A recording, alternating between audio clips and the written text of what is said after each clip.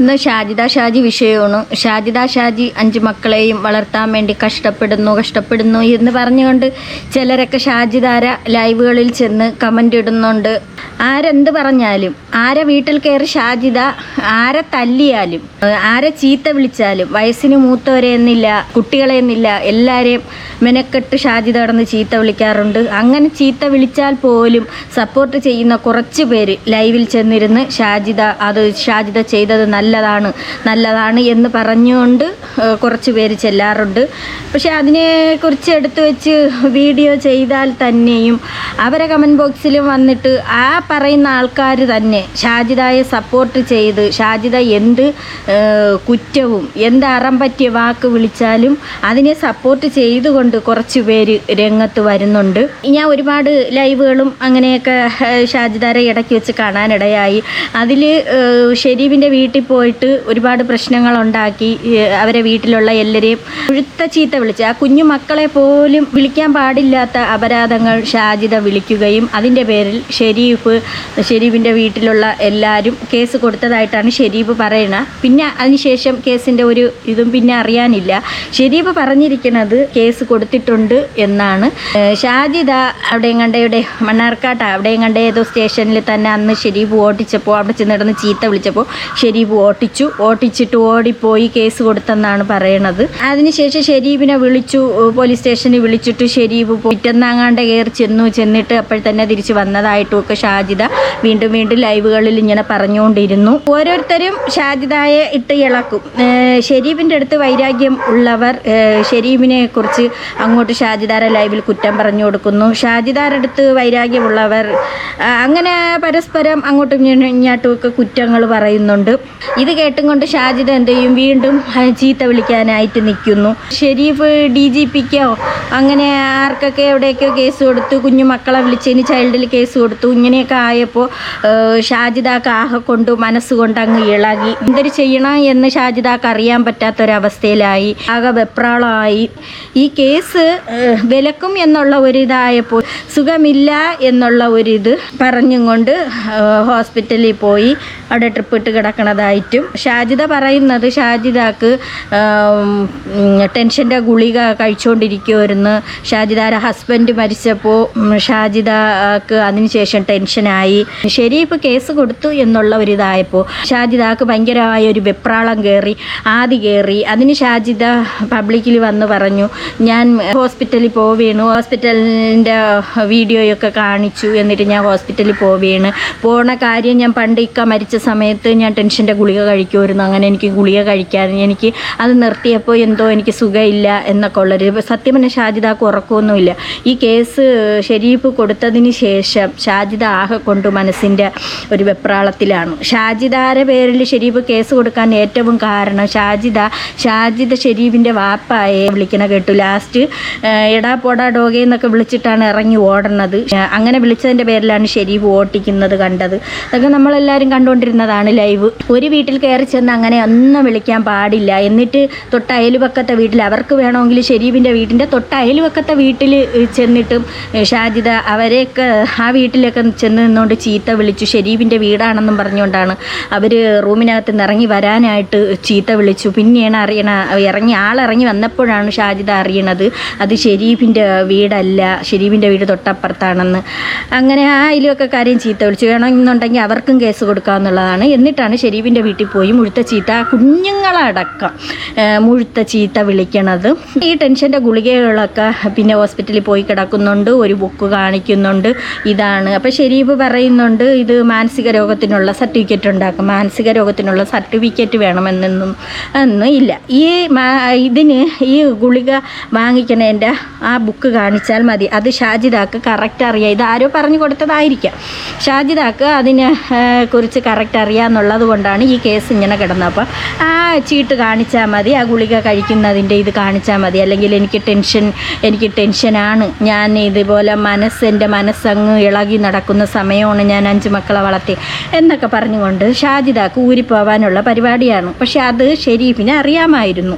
അതുകൊണ്ടാണ് ഷെരീഫ് വീണ്ടും വന്നിരുന്ന് ഷാജിദയെക്കുറിച്ച് പറഞ്ഞ് ഷാജിദ ഹോസ്പിറ്റലിൽ പോയപ്പോൾ ഇന്ന കാരണത്തിനാണ് എന്നുള്ളത് പറഞ്ഞത്.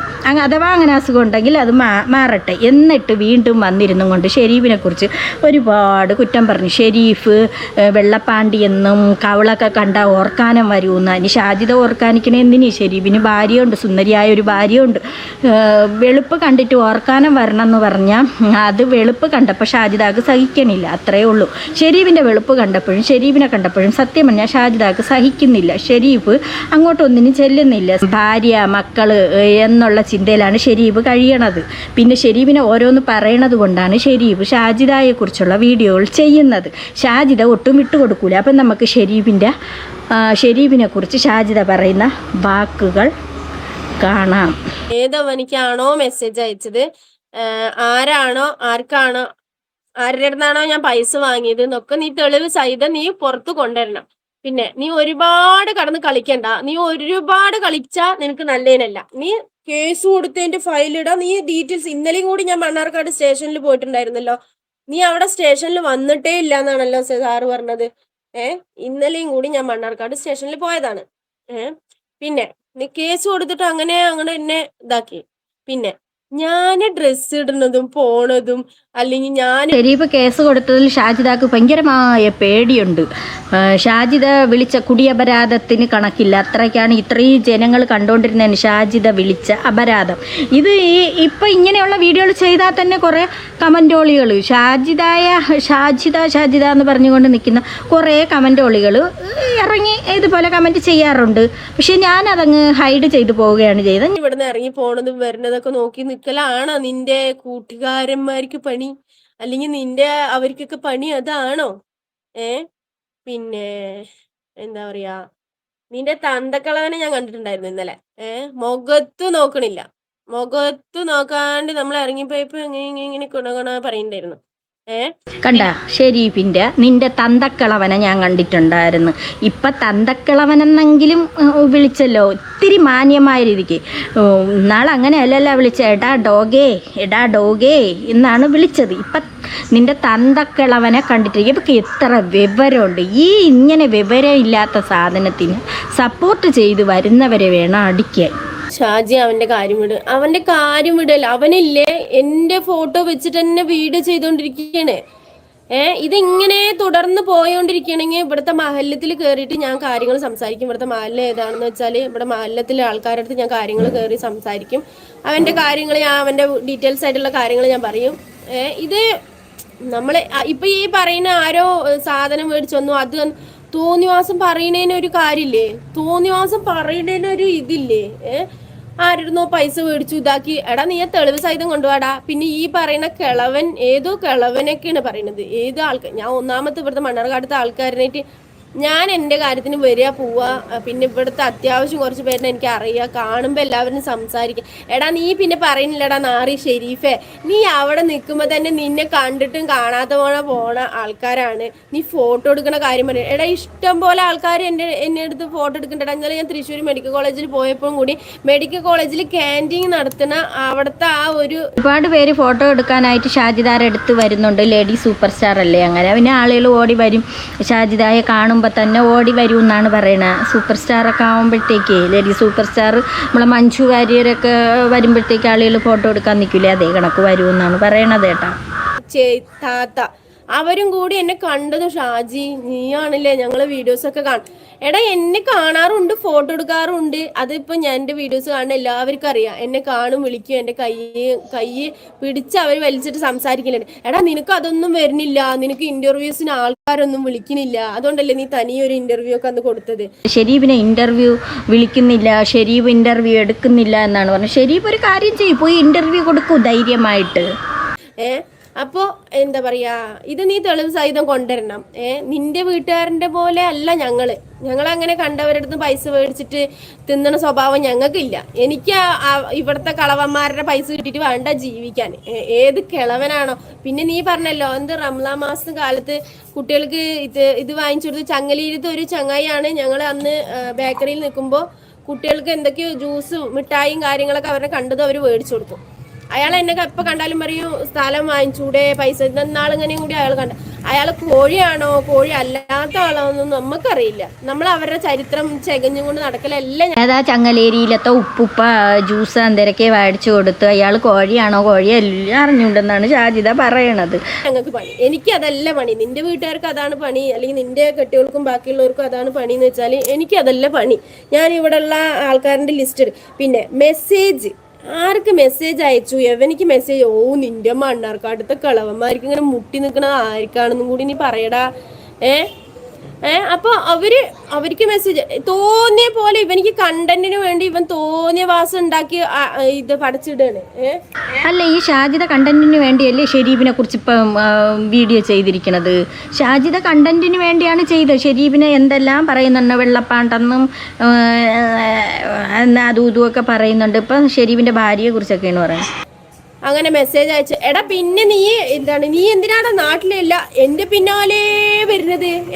എന്റെ പിന്നാലെ എന്നെ നീ തുടർന്നുകൊണ്ട് വരുന്നത് എന്താണ്? നിനക്ക് കണ്ടന്റ് ഇല്ല. നീ പിന്നെ വേറെ കാര്യങ്ങളൊക്കെ വേറെ ആൾക്കാർ ഉപയോഗിച്ച് നിന്നെ ഇവിടെ നിന്ന് തുരത്താനൊക്കെ നീ വല്ലാണ്ടിട്ട് പണി മെനയുണ്ട്. പക്ഷെ അത് നടക്കില്ല. നീ മണ്ണാർക്കാട്ടിൽ നീ ആണൊരുത്തൻ നീ മാത്രം ഉള്ളൂ എന്നാണ് നിന്റെ വിചാരം? മണ്ണാർക്കാട്ടിലെ ആണായിട്ട് നീ മാത്രം ഉള്ളൂ എന്നാണ് നിന്റെ വിചാരം? എൻ്റെ പൊന്ന് ഷെരീഫേ, ആ കൊച്ചവിടെ കിടക്കട്ടെ. ഷെരീഫ് എന്തിനാണ് ഇങ്ങനെ പിന്നാലെ നടന്ന് ഓട്ടിക്കണത്? അതാണിപ്പോൾ ഷാജിദ പറയുന്നത്. നെല്ലിക്കാടുന്ന് എല്ലാവരും കൂടെ ഓട്ടിച്ച് അവിടെയുള്ള ജനങ്ങളെ മൊത്തവും പള്ളു വിളിച്ചത് കാരണം, ചീത്ത വിളിച്ച് അവിടെ കയറി ഒരേ വീടാൻ തോറും കയറി അടിച്ചത് കാരണം അവർ ഓട്ടിച്ച്. അതുകൊണ്ട് ഇനി മണ്ണാർക്കാടെങ്കിലും ആ കുട്ടി വന്ന് കിടക്കട്ടെ. അപ്പം പിന്നെ ഇനിയിപ്പോൾ അവിടെ നിന്ന് ഓട്ടിക്കാൻ നിന്നാൽ പിന്നെ എങ്ങനെയാണ്? ഈ കുട്ടി എവിടെയും ജീവിക്കാൻ സമ്മതിക്കാതെ ഇങ്ങനെ ഓടിച്ച് നിന്നാൽ എന്തരാണ് ചെയ്യണേ? ഈ കുട്ടികളെയും കൊണ്ട് അവിടെ കിടക്കട്ടെ. പിന്നെ ഞാൻ ജീൻസ്, എൻ്റെ കയ്യിലുള്ള ഡ്രസ്സ് ഫുള്ള് ഞാനിടും. ജീൻസ് ഇടും, ചുരിദാർ ഇടും, സാരി ഉടുക്കും, പർദ്ദ ഇടും, വേറെയുള്ള ഡ്രസ്സ് ഇടും. അത് എൻ്റെ ഇഷ്ടമാണ്, എൻ്റെ ചോയ്സാണ്, മൈ ചോയ്സ്. ഞാൻ ഇടുന്ന ഡ്രസ്സുകളുടെ എണ്ണം നോക്കിയിട്ടും ഞാൻ ഇടുന്ന ഡ്രസ്സുകൾ നോക്കിയിട്ടാണോ നീ നിന്റെ മണ്ണാർക്കാട്ടിലെ കൂട്ടുകാരന്മാർ ഇരിക്കുന്നത്? അല്ല, അറിയാണ്ട് ചോദിക്കാം. അത് വലിയൊരു കാര്യമാണല്ലോ. പിന്നെ കുട്ടി പല പല ഡ്രസ്സുകളിടും, ജീൻസ് ഇടും, ടോപ്പ് ഇടും, അതുപോലെ ഇച്ചിരയുള്ളതിടും, അങ്ങനെ പല പല ഡ്രസ്സ് ഇടും. അതിനൊക്കെ എന്തിനു ശരിയേ നീ ചോദിക്കാൻ നിൽക്കണം? അത് ആ കുട്ടിയുടെ അത് ഓരോരുത്തരുടെ അവകാശമല്ലേ ഡ്രസ്സൊക്കെ? അതിനൊന്ന് ചോദ്യം ചെയ്യല്ലേ. എന്താ പറയാ, നമ്മള് എന്താണോ ലൈവിൽ പറയണത്, എടാ ബാക്കിയുള്ളവരുടെ ഛർദിച്ച സാധനം എടുത്തിട്ട് എടുത്ത് നിന്റെ വീട്ടിൽ വാരി കൊണ്ട് വെച്ചിട്ട് നീ വീഡിയോ ഇടണ്ട, നീ തെണ്ടി. അല്ലെ നിനക്ക് അതിനു വേണ്ടി റീച്ച് ഉണ്ടാക്കിയിട്ട് നീ നല്ല കാശ് ഉണ്ടാക്കണത്. ആ കാശൊക്കെ നിന്റെ മക്കൾക്ക് തിന്നാൻ കൊടുക്കണത്. എൻ്റെ കുട്ടി ആളുകളെ കാര്യം പറഞ്ഞിരുന്നും കൊണ്ട് ചീത്ത വിളിച്ചല്ലേ കുട്ടി പണം ഉണ്ടാക്കണത്? അങ്ങനെ പണം ഉണ്ടാക്കണ ക്യാഷ് അത് ഒതകോ കുട്ടി? ഇങ്ങനെ ആളുകളെ ചീത്ത വിളിച്ചുണ്ടാക്കണ ക്യാഷ് കൊണ്ട് കുട്ടി എന്തിനാണ് ജീവിക്കണത്? അതുപോലെയാണ് ഷെരീഫും ചെയ്യണത്. നീ വല്ല പിച്ചയ്ക്കും പോയിട്ട് തെണ്ടണതാണോ നല്ലത്? ഞങ്ങളുടെയൊക്കെ എന്നെയും എൻ്റെ കുട്ടികളെയും വേറെ ഉള്ളതൊക്കെ പറഞ്ഞ് കാശുണ്ടാക്കി നീ തിന്നണത് വേറെ വല്ല പിച്ചയ്ക്കും പൊയ്ക്കൂടെ? നിനക്ക് അത്രയ്ക്കും ഗതികെട്ടടാ ഷെരീഫെ. അത്രയ്ക്കും ഗതികെട്ട ഒരു സാധനമായി തീർന്ന നീ വലിയ മണ്ണാർക്കാടത്തെ പെരുമ. ഷെരീഫിന്റെ ഉമ്മായും വാപ്പായും ഭാര്യയും മക്കളെയും ചീത്ത വിളിച്ചാണ് ഷാജിദ തിന്നണത്. നിൽക്കുമ്പോ തന്നെ മനുഷ്യന്മാർ അങ്ങോട്ടും ഇങ്ങോട്ടും പോകണം. നമ്മളെ കാണുമ്പോഴേക്കും മനുഷ്യന്മാർ പിടിച്ചു വലിച്ച് നമ്മളുടെ അടുത്ത് സംസാരിക്കണ്ടെങ്കിൽ അത് നമ്മളുടെ അടുത്തുള്ള സ്നേഹം കൊണ്ടാണേ. നിന്നെ ആർക്കും അറിയാത്തത് എന്റെ കുറ്റമല്ല. അത് നീ കടന്നിട്ട് ഇങ്ങനെ ചൊറിയേണ്ട ആവശ്യമില്ല. അതിപ്പോ വലിയ ഒരു സംഭവമാണല്ലോ. പിന്നെ എടാ എന്നാ ഈ ഷാജിദ എന്ന് പറയുന്ന ലേഡി സൂപ്പർ സ്റ്റാറിനെ എല്ലാവർക്കും അറിയാം. അതുകൊണ്ടാണ് ആളുകൾ ഷാജിദയെ കാണുമ്പോൾ ഓടി വരണത്, സെൽഫി എടുക്കണത്. ഇതൊക്കെ ഷെരീഫ് കണ്ടിട്ട് അസൂയപ്പെട്ടിട്ട് കാര്യമുണ്ടോ? മണ്ണാർക്കാട്ടുള്ള എല്ലാവർക്കും ഷാജിദയാണ് അറിയാമെന്നുള്ളത്. ഷെരീഫ് ഇത്രയും വർഷം അവിടെ ജീവിച്ചിട്ട് പോലും ഷെരീഫിനെ ഒരു കുഞ്ഞുങ്ങൾക്ക് അറിഞ്ഞൂടെ, ഷാജിദയെ മാത്രമേ അറിയാവൂ. അത് ലേഡി സൂപ്പർ സ്റ്റാർ ആയതുകൊണ്ടാണ്. അത് വേറൊന്നും തോന്നണ്ട. ബഷീർ കേസ് ഹൈക്കോടതിയിൽ എടുത്തതിന്റെ തെളിവ് കാര്യങ്ങളൊക്കെ ഇങ്ങനെ കാണിക്കുന്നുണ്ട്. എന്ത് നീ ഇപ്പൊ തെളിവ് സഹിതം നീ എന്താ കാണിക്കാത്ത? സ്റ്റേഷനിൽ നീ എന്താ പോവാത്ത? നീ അവിടുന്ന് സ്റ്റേഷനിൽ ഇറങ്ങിയിട്ട് നിന്റെ പരാതി ഇതുവരെ എഴുതി കഴിഞ്ഞില്ലേ? ബഷീർ കേസിന്റെ ഇത് കാണിക്കണമെന്നും പറഞ്ഞ് ഷെരീഫിന് കാണിക്കാൻ മനസ്സില്ല. ഷെരീഫ് ഒരുപാട് സ്ഥലത്ത് കൊടുത്തിട്ടുണ്ട്. അതിൻ്റെതായ വിവരങ്ങൾ മുമ്പ് പറയുകയും ചെയ്തു. അതുമാത്രമല്ല, കേസ് അങ്ങനെ പോണത് കൊണ്ട് ഷെരീഫ് ഇപ്പം പറയാത്തതായിരിക്കും. ഇനിയിപ്പോൾ ഷെരീഫ് പറയും, ഷെരീഫ് അടുത്ത ഇൻ്റർവ്യൂ കൊടുക്കും എന്നൊക്കെയാണ്. പോരെങ്കിൽ ഷെരീഫെ ഷാജിദ പറഞ്ഞിട്ടുണ്ട്, ഷെരീഫ് ഇൻ്റർവ്യൂ എന്താടാ നീ ഇൻ്റർവ്യൂ കൊടുക്കാത്തത്? ഷാജിദ ഒരുപാട് ഇൻ്റർവ്യൂ കൊടുത്തിട്ടുണ്ട് കേട്ടോ. കേട്ടോ. അതുപോലെ ഷെരീഫ് എന്തുകൊണ്ടാണ് ഇൻ്റർവ്യൂ കൊടുക്കാത്തതെന്നാണ് ചോദിക്കണം. ഷെരീഫിന് ആരും ഇൻ്റർവ്യൂവിന് വിളിക്കൂല. എനിക്ക് ഒരു കാര്യം ചെയ്യും, ഷെരീഫ് അങ്ങോട്ട് പണം കൊടുത്ത്, ഷാജിദ അങ്ങനെയാണ്, അങ്ങോട്ട് പണം കൊടുത്താണ് ഇൻ്റർവ്യൂവിൽ കയറണം. മാസമായല്ലോ നീ ഇറങ്ങിയിട്ട്, അവിടെ നിന്ന് നീ ഇപ്പോൾ ഇറങ്ങി കഴിഞ്ഞിട്ടില്ലേ? അല്ല എഴുതി കഴിഞ്ഞിട്ടില്ലേ? പേന മഷി തീർന്നാ? ഞാൻ പേന തരാടാ നിനക്ക്. മഷി തീർന്നെങ്കിലേ, പരാതി എഴുതിയിട്ടുള്ള മഷി തീർന്നെങ്കിൽ ഞാൻ നിനക്ക് പേന തരാം. അതൊന്നല്ല അവന്റെ പ്രശ്നം. അവനില്ലേ വേറെ എന്ത് വീഡിയോ, നിങ്ങൾ അവന്റെ വീഡിയോ ശ്രദ്ധിച്ചു നോക്കി, ബാക്കിയുള്ളവരുടെയൊക്കെ കുറച്ച് ന്യൂസ് കാര്യങ്ങളൊക്കെ അവനത് എടുത്തിട്ടിട്ട് വീഡിയോ ഇട്ട് പറഞ്ഞാൽ എനിക്കത് ഇങ്ങനെയൊക്കെ ഷാജിദ ഒരുപാട് കാര്യങ്ങൾ ഷെരീഫിനെ കുറിച്ച് കുറ്റം പറയുന്നുണ്ട് അങ്ങേയറ്റം. പിന്നെ വെള്ളപ്പാണ്ടെന്നൊക്കെ അതിൻ്റെ ഇടയിൽ, അതൊന്നും ഞാനിപ്പോൾ കേൾപ്പിക്കുന്നില്ല. അങ്ങനെ ഒരുപാട് കാര്യങ്ങൾ പറയുന്നുണ്ട്. ഷെരീഫിൻ്റെ ഭാര്യയെക്കുറിച്ച് പറയുന്നുണ്ട്, കുടുംബത്തിൽ നിൻ്റെ തന്തയെന്ന് പറയുന്നുണ്ട്, തന്ത കിളവനെന്ന് പറയുന്നുണ്ട്. നിനക്കത് കൊള്ളാമോ? നീ നിൻ്റെ ഉമ്മായെ എല്ലാവരെയും കയറി കിളവി തള്ളച്ചി അങ്ങനെയൊക്കെ ഉള്ള ഇതൊക്കെ വിളിച്ച് അടിച്ച് ഓട്ടിച്ച കണക്ക് ഷെരീഫ് അങ്ങനെ എന്തായാലും ഓട്ടിക്കൂല.